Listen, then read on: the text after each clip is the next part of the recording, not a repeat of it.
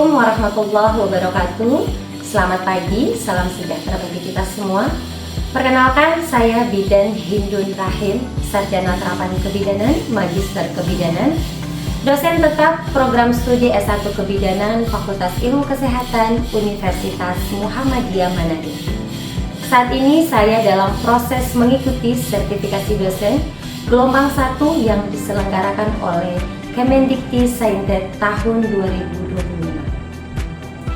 Saya akan melakukan penyusunan dokumen pernyataan diri dosen dalam unjuk kerja Tridharma Perguruan Tinggi atau PDD UKTPT.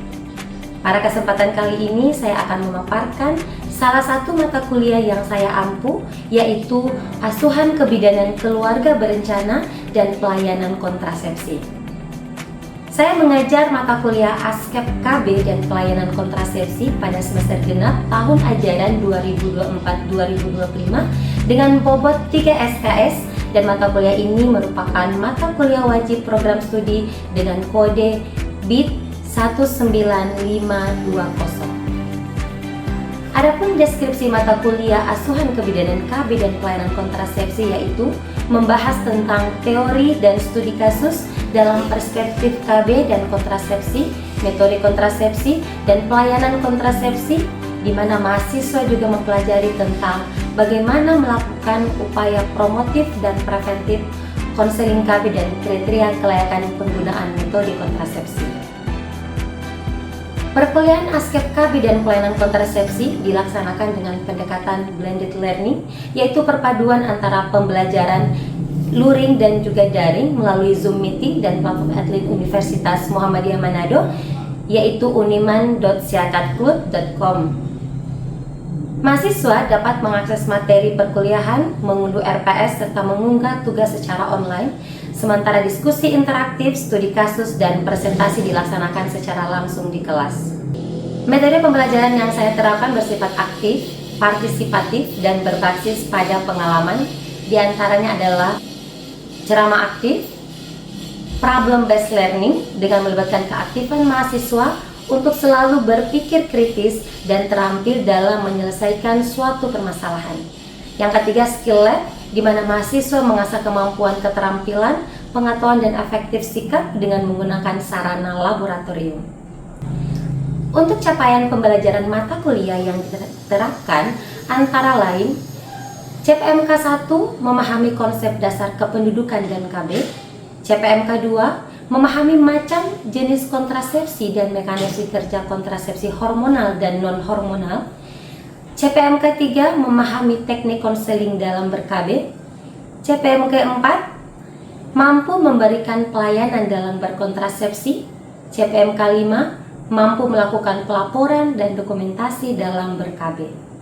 Adapun materi pembelajaran pada mata kuliah ASKEP KB dan Pelayanan Kontrasepsi meliputi yang pertama, perspektif kebidanan pada kontrasepsi dan KB, kedua, evidence based dalam KB, ketiga, jenis metode kontrasepsi dan mekanisme kerja kontrasepsi hormonal dan non-hormonal, keempat, efek samping atau penyulit kontrasepsi, kelima, pengambilan keputusan dalam ber-KB, keenam, upaya-upaya promotif dan preventif terkait dengan perencanaan keluarga dan kontrasepsi. Ketujuh, menganalisis kriteria kelayakan penggunaan metode kontrasepsi termasuk jangka waktu yang sesuai dalam penggunaan kontrasepsi. Yang kedelapan, metode kontrasepsi sederhana, barier steroid, mekanik, kimia, dan pembedahan termasuk cara kerja, indikasi, manfaat, dan risiko.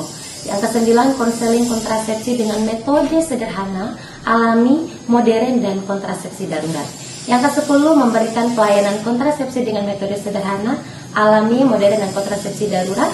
Dan yang ke-11, pelayanan kontrasepsi pasca aborsi. Ke-12, membuat permintaan obat kontrasepsi darurat, menyimpan dan memberikan kontrasepsi darurat sesuai dengan kewenangan, kebijakan lokal, protokol, peraturan, dan hukum. Dan yang terakhir, pencatatan dan pelaporan dalam kontrasepsi. Untuk indikator penilaian yang saya gunakan meliputi kehadiran dengan bobot 5%, kuis dengan bobot 5%, tugas dengan bobot 10%, praktik 20%, UTS 30%, dan ujian akhir semester 40%. Hasil asesmen yang saya lakukan dengan harapan mahasiswa dapat mengetahui proses penilaian saya lakukan secara transparan dan objektif. Demikian pemaparan deskripsi singkat terkait mata kuliah yang saya ampu. Untuk tahapan berikutnya, mari kita simak video pembelajaran mata kuliah Asuhan Kebidanan KB dan Keluarga Berencana. Assalamualaikum warahmatullahi wabarakatuh. Waalaikumsalam warahmatullahi wabarakatuh. Selamat siang, salam sejahtera bagi kita semua. Selamat siang, Ibu. Baiklah teman-teman, hari ini kita bertemu kembali ya pada mata kuliah Asuhan Kebidanan, Keluarga Berencana, dan Pelayanan Kontrasepsi. Sebelum kita mengawali kuliah kita pada siang hari ini, alangkah baiknya kita mengawali dengan doa. Silahkan berdoa menurut agama dan kepercayaan kita masing-masing. Berdoa dimulai. Oke, selesai. Baik teman-teman, sebelum kita memulai perkuliahan, di depan sudah terlihat juga ya Ibu, ada kode barcode ya. Jadi silahkan mengabsensi melalui link barcode. Jadi teman-teman bisa membuka akun Siakat ya, add linknya masing-masing, dan silakan melakukan presensi untuk kita melanjutkan dari materi yang kemarin. Jadi materi yang kemarin di mana kita sudah mempelajari tentang berbagai macam metode kontrasepsi. Nah, hari ini kita akan bagaimana kemudian kita akan memberikan konseling dengan konseling KB dengan ABCK ya. Tapi sebelum kita masuk ke perkuliahan yang mata kuliah hari ini, sebelumnya Ibu akan mereview kembali mata kuliah yang kemarin sudah Ibu berikan. Kira-kira dari teman-teman ada yang bisa membantu Ibu menjelaskan atau yang masih mengingat perkuliahan kita pada pertemuan minggu lalu? Ada? Saya, Ibu. Oke, banyak ya, berarti banyak yang ingat ya. Ya, Mungkin Ibu. Novia, silakan Novia. Baik, Ibu, terima kasih untuk pertemuan yang minggu lalu. Kita sudah membahas mengenai macam-macam alat kontrasepsi yang terdiri dari alat kontrasepsi hormonal dan juga non hormonal. Kalau hormonal itu Ibu yang pil KB, IUD, implan, dan juga suntik KB 1 bulan dan 3 bulan. Kalau non hormonal itu seperti metode aminorelatasi, vasektomi, tubektomi, dan juga kondom. Oke, luar biasa ya, kita berikan aplaus dulu. Baik, Ibu rasa teman-teman berarti menyimak ya perkuliahan yang kemarin. Oke, kita akan masuk ke mata kuliah ini, konseling KB dengan ABPK. Ini apa sih ABPK ya? Kita lihat nah, apa yang akan kita pelajari hari ini, di mana memang dalam pengambilan keputusan atau memilih alat kontrasepsi kita perlu mempertimbangkan kebutuhan fertilitas dan kondisi kesehatan klien.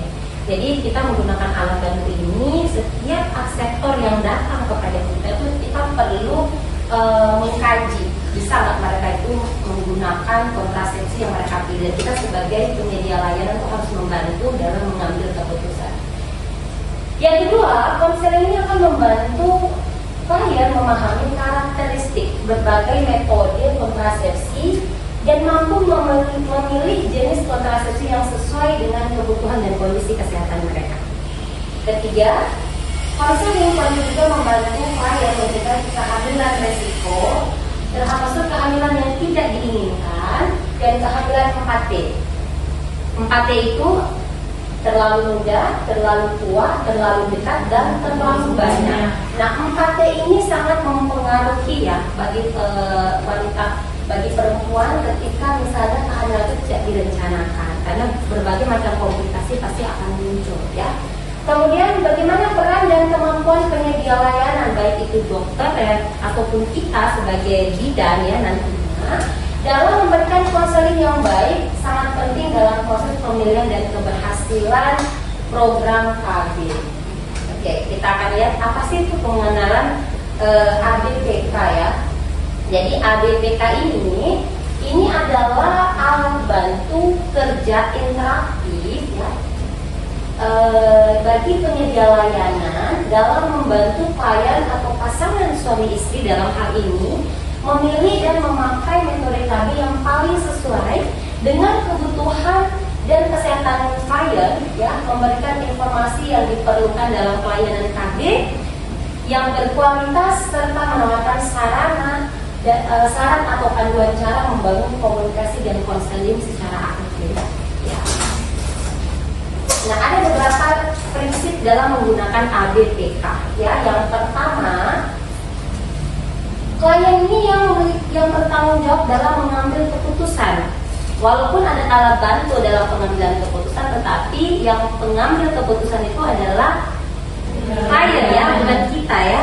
Jadi sepenuhnya itu haknya mereka untuk memilih kontrasepsi apa, tapi kita sebagai penyedia layanan itu membantu menjelaskan berbagai macam kontrasepsi sesuai dengan kondisinya. Oke. Dan kemudian kita penyedia layanan ya, dalam mengambil pengambilan keputusan memilih jenis kontrasepsi yang sesuai dengan kebutuhan, fertilitas dan kondisi kesehatan mereka. Jadi kita tugasnya di situ membantu mereka dalam memilih. Tapi yang mau menentukan adalah klien. Kemudian kita memberikan penghargaan terhadap keinginan klien. Kita mensupport. Jadi kalau dia pilih itu, kita sudah jelaskan pas klien yang memilih itu, maka kita tidak boleh itu nggak bisa ya, nggak bisa. Kita nggak boleh memaksa kehendak kita kepada mereka. Oke, terus penyedia pelayanan menanggapi pernyataan baik itu pertanyaan serta kebutuhan klien dan harus mendengarkan dengan baik. Jadi kita ini harus jadi pendengar yang baik ya. Apa yang disampaikan sehingga kita dapat memberikan pelayanan yang baik dan memberikan tindak lanjut selanjutnya. Sampai sini ada yang mau ditanyakan? Saya Ibu. Oke, banyak juga ya. Oke, Ibu silakan Alia. Baik, terima kasih atas waktu yang diberikan. Ibu, saya ingin bertanya, alat bantu pengambilan keputusan bersama itu seperti apa ya, Bu? Oke, pertanyaan sangat bagus ya, silakan duduk. Jadi alat bantu pengambilan keputusan biasanya tuh kalau di puskesmas itu kita gunakan, ini pas Ibu udah bawa contohnya ya. Jadi nanti kita juga akan melakukan praktikum setelah mata kuliah ini, akan ada praktik menggunakan alat bantu. Jadi alat bantu itu seperti yang Ibu sudah bawa ya. Ini adalah yang digunakan alat bantu pengambilan keputusan berkati. Jadi nanti kalian akan memberikan konseling dengan menggunakan ini. Kenapa kita perlu gunakan ini? Supaya pasien itu, klien itu mudah memahami karena ada gambarnya ya, ada metodenya seperti apa ya.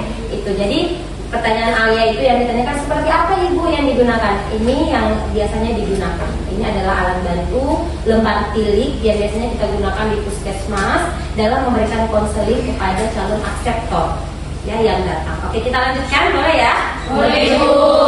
Nah, ini ada 3 ragam klien memperoleh manfaat ya. Jadi klien yang baru, dan kita kan yang datang itu ada yang baru, ada yang dengan kebutuhan khusus, ada yang hanya melakukan kunjungan pulang. Jadi kalau yang baru itu dia memang memerlukan bantuan untuk memilih metode apa yang cocok dengan dia. Karena dia belum tahu nih, belum pernah menggunakan kartu. Dia baru pengguna, baru menjadi akseptor. Jadi kita akan dia perlu mengetahui kebutuhan yang cocok dengan dirinya ketika dia mau menggunakan KB apa. Kemudian klien dengan kebutuhan khusus yang membutuhkan KB atau nasihat khusus ya, sehingga konseling ini dapat berjalan dengan cara yang berbeda dengan kelompok klien yang lain. Kalau kita dapati pada pasien pada calon akseptor yang dengan kebutuhan khusus ini agak berbeda, kita menjelaskan dengan yang baru, dan itu semuanya ada di sini ya, ada di sini caranya seperti apa supaya kalian juga mudah menggunakan alat bantu. Kemudian klien kunjungan ulang itu memiliki masalah dengan metode kontrasepsi. Biasanya nih kalau mereka datang, mereka sudah pakai IUD, mereka datang ke kita tuh kunjungan lagi, biasanya tuh dengan keluhan itu kenapa ya saya mengalami sputing, itu kenapa ya saya mengalami perdarahan gitu. Nah kemudian kita akan menjelaskan misalnya itu adalah merupakan efek samping dari penggunaan IUD misalnya. Jadi di sini pun itu sudah dibagi gitu. Ada yang memang untuk bagaimana kalian memberikan konseling pada yang baru, pada yang dengan kebutuhan khusus, dan juga dengan kunjungan ulang dengan berbagai persoalan. Oke, kita lanjut ya.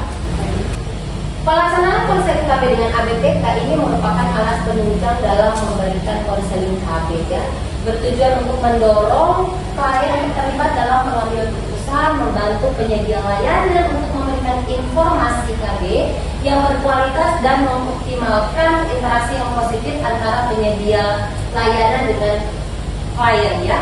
Kemudian memungkinkan konseling berjalan lebih terarah. Kadang-kadang kalau kita tidak menggunakan alat bantu itu kita akan kemana-mana.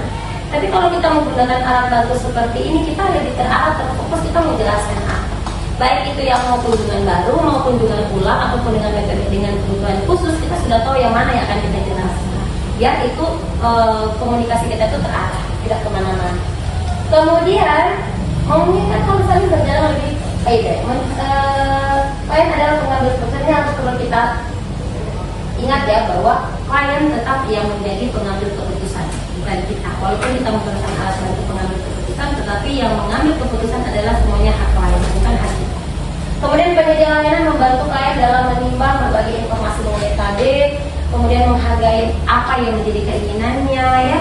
Kemudian penyedia layanan harus tahu langkah yang perlu diambil berikutnya untuk dapat memberikan saran dan informasi yang tepat bagi klien ya. Nah, sekarang Ibu akan menjelaskan bagaimana kita menggunakan alat bantu ini. Yang menjadi pokok utama, jadi prinsip dalam penggunaan ini, jangan lupa itu disebut dengan 17. 17 itu yaitu sapa dan salam.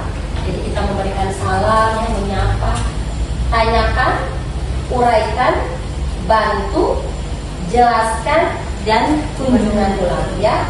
Dilakukan secara berurutan, jangan kita langsung Ibu kunjungan ulang, langsung jelaskan. Kita lupa nih menyapa, memperkenalkan diri. Kita sudah panjang kali lebar menjelaskan, tapi Ibu nggak tahu dengan bidan siapa kita bicara ya. Jadi kita harus kenalkan, saya bidan ini, bidan Indun yang bertugas pada hari ini. Ibu ada yang bisa saya bantu ya, selamat siang. Kita harus sapa dan salam terus. Nah, ini penjelasannya. saya tadi kan 17 sapa dan salam.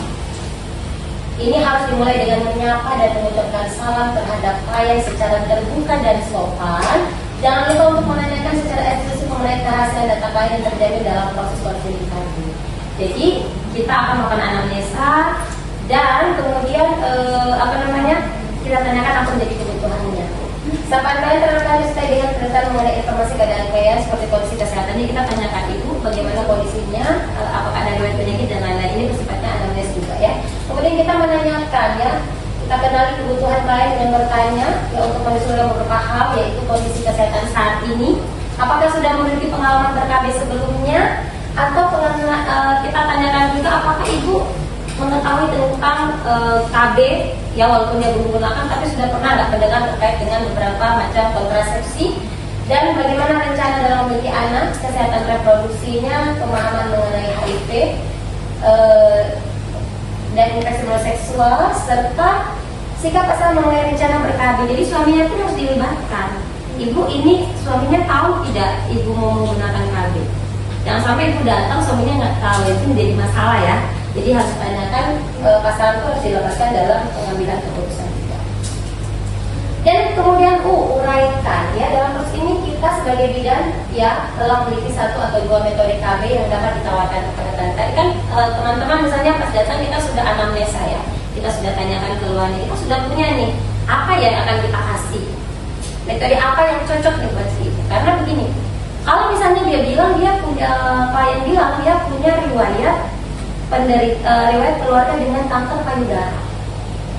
Nah, atau misalnya dia pernah mengalami benjolan juga di payudara. Ini bisa contoh kasus ya, datang nih, saya bilang, Bu, saya mau gunakan KB.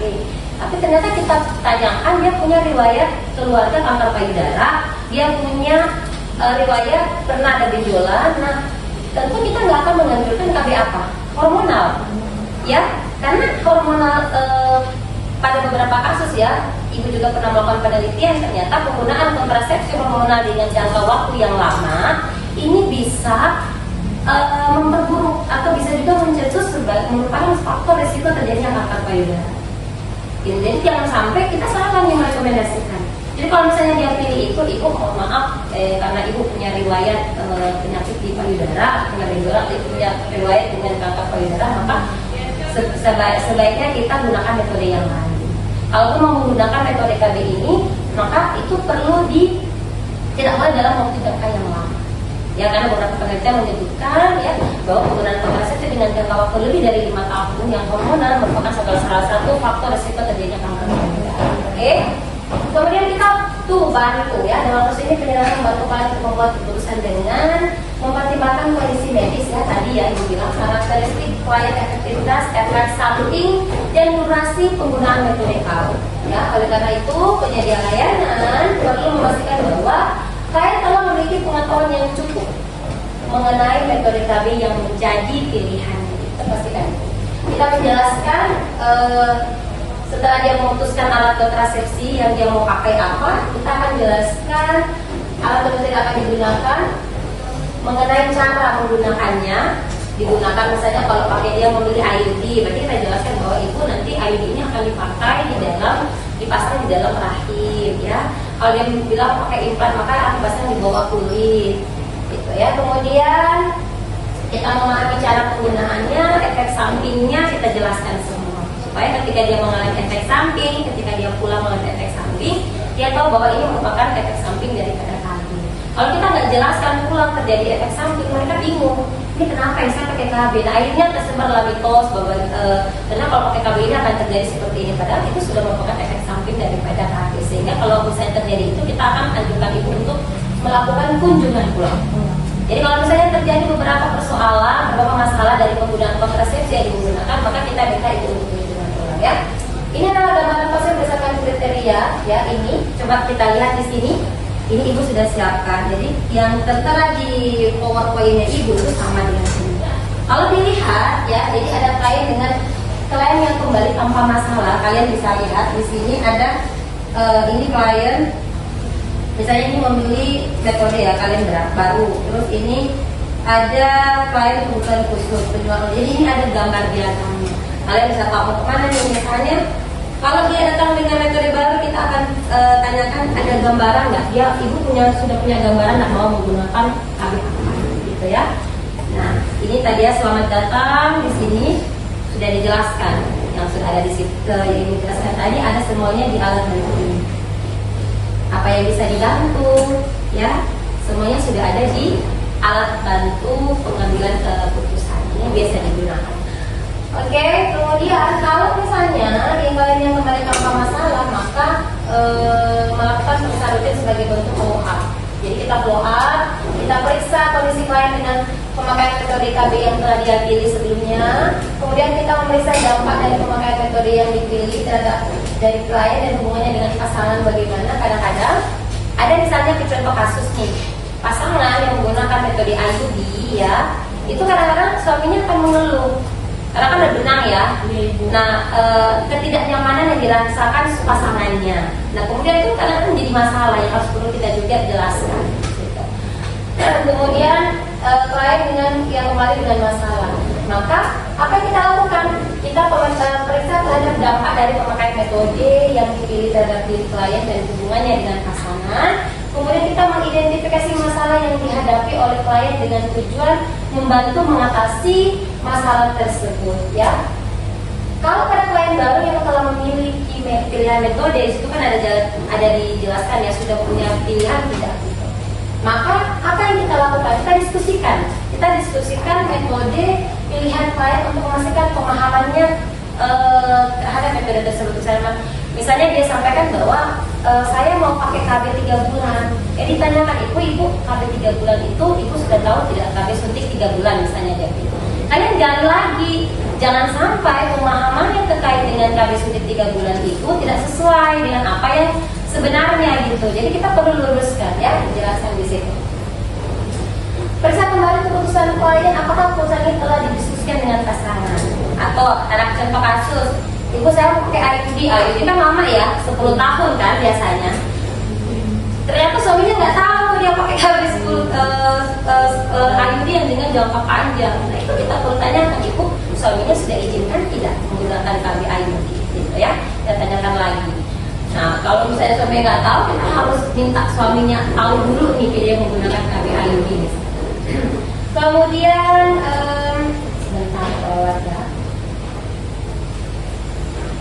Berikan dukungan kepada gimana ya tadi ya? Berikan dukungan kepada pilihan klien sembari meluruskan beberapa komunikasi yang kurang tepat. Kita diskusikan tentang tantangan yang mungkin muncul dalam penggunaan metode tersebut. Jadi kalau misalnya dia memiliki menggunakan pil KB misalnya kasus, apa tantangannya kira-kira yang sering terjadi? Lupa minum. Kan kalau KB itu kan harus rutin tiap hari ya. Jangan sampai dia lupa minum. Nah itu jadi ibu kalau milih KB pil, ini resikonya kalau ibu lupa minum ya sudah.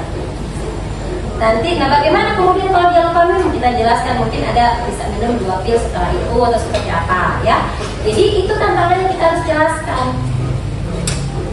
Oke, kemudian klien baru yang belum memiliki pilihan metode ini, kalau misalnya dia datang nggak tahu nih mau pilih metode kontrasepsi apa gitu ya, maka kita menggali kondisi klien saat ini, rencananya serta hal-hal yang penting bagi dirinya maupun pasangan. Kemudian kita mengenalkan berbagai metode KB yang dapat digunakan kepada klien. Kita diskusikan bersama dengan klien metode KB yang sesuai dengan kondisi, situasi, dan hal yang paling diutamakan. Dalam hal ini ajak klien untuk masuk ke tahapan memfokuskan. Jadi memfokuskan masalah, focusing, dan membangkitkan motivasi. Jadi, kita bangkitkan, kita fokuskan, kita bangkitkan motivasi kliennya, calon akseptornya. Kemudian memberikan dukungan dalam bentuk afirmasi ya mengenai pemahaman dan pertimbangan klien dalam pengambilan keputusan ya. Usahakan untuk tidak memberikan instruksi, lihat ini, perhatikan. Usahakan untuk tidak memberikan instruksi atau mengerucutkan klien pada satu pilihan metode sebelum klien mempertimbangkan jenis pilihan lainnya yang sesuai dengan kondisinya saat ini. Jangan kita mengarah-ngarahkan ya. Jangan kita ibu, karena mungkin kita misalnya kita punya laporan kita KB ini kurang gitu. Orang KB ini pakai KB ini aja, pakai KB saja, pakai KB saja. Jangan, jadi kita harus sesuaikan dengan kebutuhannya. Kita harus hargai apa yang menjadi keputusannya ya. Diskusikan dengan klien hal-hal yang menjadi kekhawatiran dan hambatan dalam memilih ataupun melaksanakan metode KB. Kemudian jika diperlukan, minta klien untuk membuat catatan mengenai hal-hal penting yang didiskusikan dari sesi konseling tersebut. Catatan ini dapat menjadi pegangan maupun arahan bagi klien dalam melaksanakan keputusannya ketika sesi konseling telah selesai. Oke, ini ya itu untuk materi kita pada siang hari ini ya terkait dengan konseling tadi. Jadi yang dijelaskan tadi ini perlu sekali ya untuk diberikan konseling. Oke, sampai sini mungkin ada yang bisa membantu Ibu menyimpulkan materi yang telah Ibu berikan tadi. Saya Ibu. Wah, banyak juga ya, luar biasa loh kelas ini. Oke, Ibu Nasra, silakan Nasra. Baik, terima kasih atas kesempatan yang sudah diberikan Ibu. Saya ingin menyimpulkan pembelajaran materi yang sudah Ibu bawakan tadi, di mana konseling alat bantu pengambilan keputusan ber-KB ini menggunakan prinsip 17, yaitu yang dimana mengucapkan sapa dan salam terhadap klien secara terbuka, sopan santun dan ramah. Yang kedua, tanyakan. Ini memudahkan klien untuk memilih metode KB yang sesuai klien inginkan. Yang ketiga, lakukan uraikan di mana dalam proses ini penyedia layanan telah memiliki satu atau dua metode KB yang dapat ditawarkan kepada klien. Yang keempat, bantu klien untuk membuat keputusan penggunaan dalam metode KB. Yang kelima, jelaskan secara lengkap mengenai cara menggunakan alat kontrasepsi. Dan yang terakhir, lakukan kunjungan ulang apabila adanya permasalahan saat menjalankan program KB. Nah, dilakukan 17 secara berurutan dan sesuai dengan kebutuhan klien. Baik, itulah kesimpulan dari materi yang sudah Ibu bawakan tadi. Oke, terima kasih ya, kita berikan aplaus yang luar biasa. Oke, harapannya semoga materi tadi bisa diterima ya, bisa juga memberikan pemahaman terkait dengan bagaimana kita memberikan konseling. Dan Ibu punya tugas yang sudah Ibu upload di Adlink ya. Jadi ada lembar kerja mahasiswa, silahkan dikerjakan, masuk ke akun kalian masing-masing di Adlink. Dan nanti kita kumpulkan, kita diskusikan minggu depan pada pertemuan selanjutnya. Jadi di situ lembar kerja mahasiswa sudah Ibu jelaskan ya, sudah ada panduannya apa yang ada beberapa soal kasus yang perlu didiskusikan. Silakan dikerjakan di rumah dan pekan depan kita akan diskusikan bersama. Oke, terima kasih untuk pertemuan kita pada hari ini. Kita akan bertemu kembali pada pertemuan selanjutnya. Assalamualaikum warahmatullahi wabarakatuh. Selamat siang, salam sejahtera bagi kita semua.